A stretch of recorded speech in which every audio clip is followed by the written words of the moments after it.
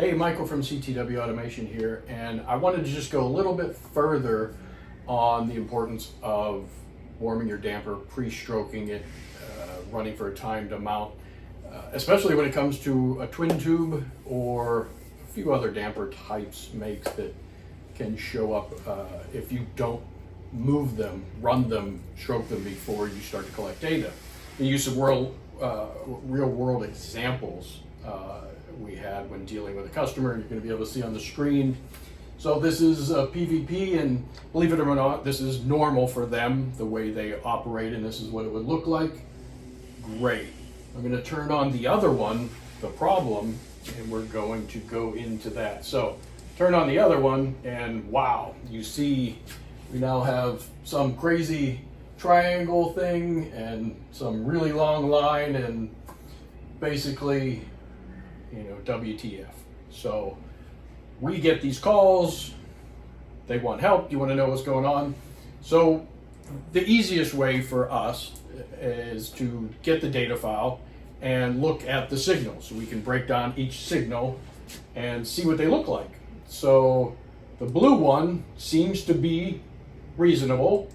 If we right click and do create diagnostic, we can look at force and displacement, and we can see, okay, yeah, that looks normal. The force, the way they run their test is fast speed to slow speed, back up to fast speed. Okay, that's fine.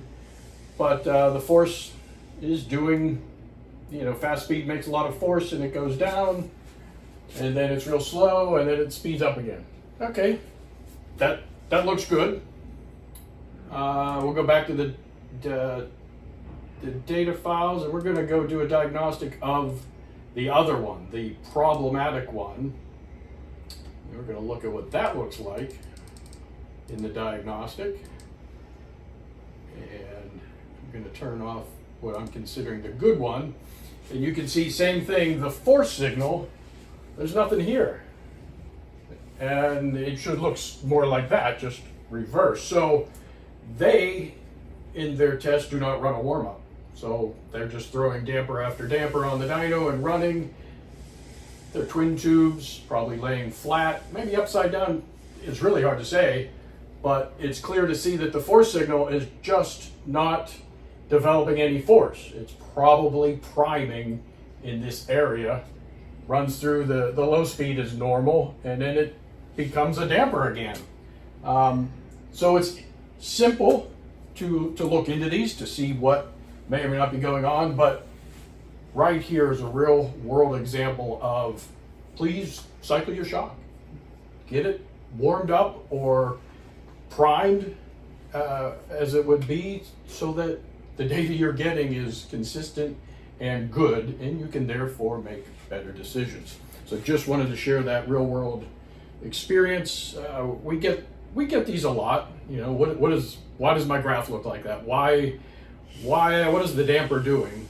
And we can only say, send us your data file, ask your question. We're going to look into diagnostic where we can see, and you can see where I can turn on displacement, force, temperature, velocity. We can look at quite a bit of information and see, and we're always going to start with displacement. Does the input look correct? If the input looks correct, then why does the output look wrong? And clearly you can see, when we look at the output, the force signal, the shock was never primed, it was never ready to run and collect good data. And this is a prime example of why you want to do that.